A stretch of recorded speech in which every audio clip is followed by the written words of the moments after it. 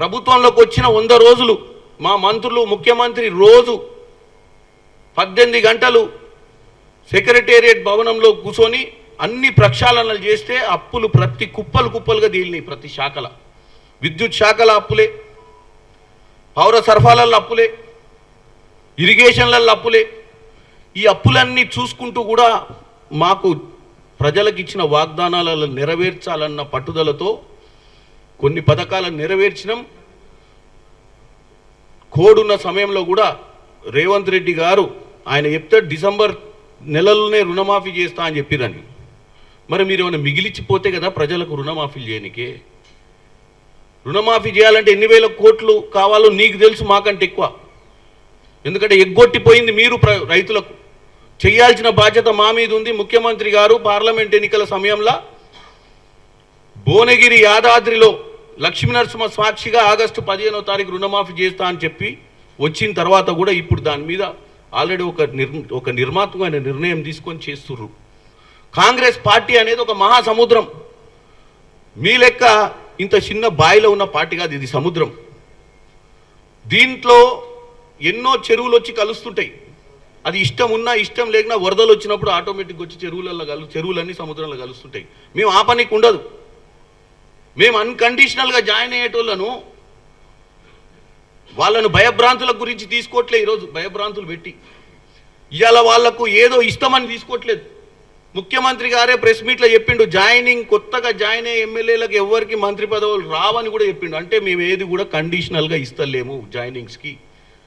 ఈ జాయినింగ్స్కి అన్నిటికీ కారణం నువ్వు, మీ నాయన హరీష్ రావు, మీరు అందరు ముగ్గురు చేయబట్టి ఈరోజు ఈ నాయకులందరూ బయటకు వస్తారు. 10 ఏళ్ల పాలన మీ నాయన కలవకపా ఎమ్మెల్యేలను. నీ దగ్గరికి వస్తే యువరాజు కంటే ఎక్కువ యాక్టింగ్ చేసివి. ఏ ఎమ్మెల్యే అన్న కష్టం చెప్పుకుందామన్నా నష్టం చెప్పుకుందామన్నా మీ అయ్యే దొరకకపాయే, సెక్రటేరియట్లు ఎవడు కూర్చోకపాయే, ప్రజా ఏంది ప్రగతి భవన్. అప్పట్లో ప్రగతి లేని ప్రగతి భవన్లో మనుషులే లేకపాయే. మరి ఎమ్మెల్యేలు ఎవరికి చెప్పుకోవాలి కష్టాలు? సరే గెలిచిర్రు, కడుపులో మండుతున్నా రగులుతున్నా మీ దగ్గర 10 ఏళ్ళు మీది కింద ఊడిగం చేసిర్రు. ఏం తోచక ఢిల్లీలో దాచుకొని ప్రెస్ మీట్ పెట్టి ఇక్కడనే పెట్టి ఓపెన్ చర్చకు రండి. మేము తీసుకుంటున్న ఎమ్మెల్యేలు ఎమ్మెల్సీలు మీ వాళ్ళే కదా. మీరు మీటింగ్కి పిలిస్తే కూడా రాని దౌర్భాగ్య పరిస్థితి ఎందుకు వస్తుంది? మీరు మన మీటింగ్కి పిలిస్తే కూడా మీ పార్టీలో గెలిచిన ఎమ్మెల్యేలు మీటింగ్కి వచ్చి మీకు మా కష్ట నష్టాలు ఇట్లున్నాయని చెప్పుకునే పరిస్థితి కూడా లేదంటే వాళ్ళు ఎంత బాధలరురో మీరు అర్థం చేసుకోరు. అట్లీస్ట్ చర్చ అయితే జరగాలి కదా మీ పార్టీలో. ఇవాళ నేను గెలిచిన పార్లమెంట్ ఎంపీగా నా దగ్గరికి 100 మంది వస్తారు. అవి పరిష్కారం చేసిన రోజే నేను ఒక నాయకుడిని అవుతా. పరిష్కార దిశగా నేను పోవాలంటే ఎవరికో ఒకరికి నాకు సమస్యలు చెప్పుకోవాలి కదా, నా ప్రజల సమస్యలు.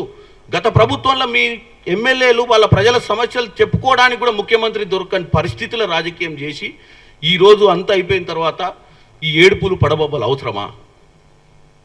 రాహుల్ గాంధీ గారు ఆస్కార్ యాక్టింగ్ చేస్తుండా?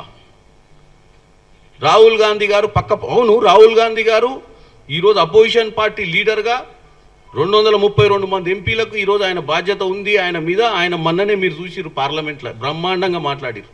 ప్రెసిడెంట్ గారు బీజేపీ రాసి ఇచ్చినటువంటి వినతి పత్రం ప్రెసిడెంట్ గారు చదవడాన్ని సహించలేక వాస్తవ పరిస్థితులను రాహుల్ గాంధీ గారు మొన్న పార్లమెంట్లో మాట్లాడటం జరిగింది. ప్రెసిడెన్షియల్ స్పీచ్ మీద మాట్లాడినప్పుడు దాన్ని తట్టుకోలేక దాన్ని హిందుత్వాన్ని వైపు మల్పించి బీజేపీ వాళ్ళు రాహుల్ గాంధీని హిందువులను తిడుతుండని చెప్పి తప్పుడు ప్రచారం చేస్తారు. ఆ స్పీచ్ మొత్తం వినండి. ఎక్కడ హిందువులను తిట్టిండా?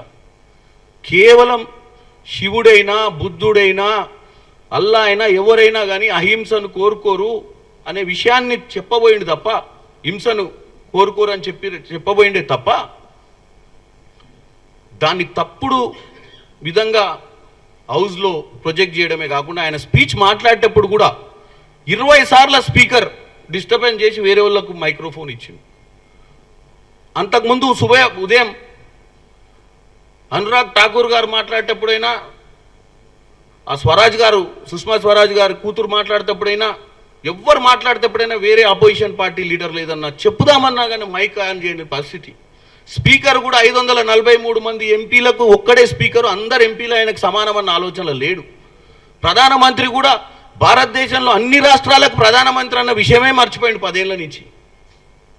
కేవలం గుజరాత్కి ముఖ్యమంత్రిగా వచ్చి ఇంకా గుజరాత్కే ప్రధానమంత్రిగా పనిచేస్తున్నట్టుగా కనపడుతుంది నాకు.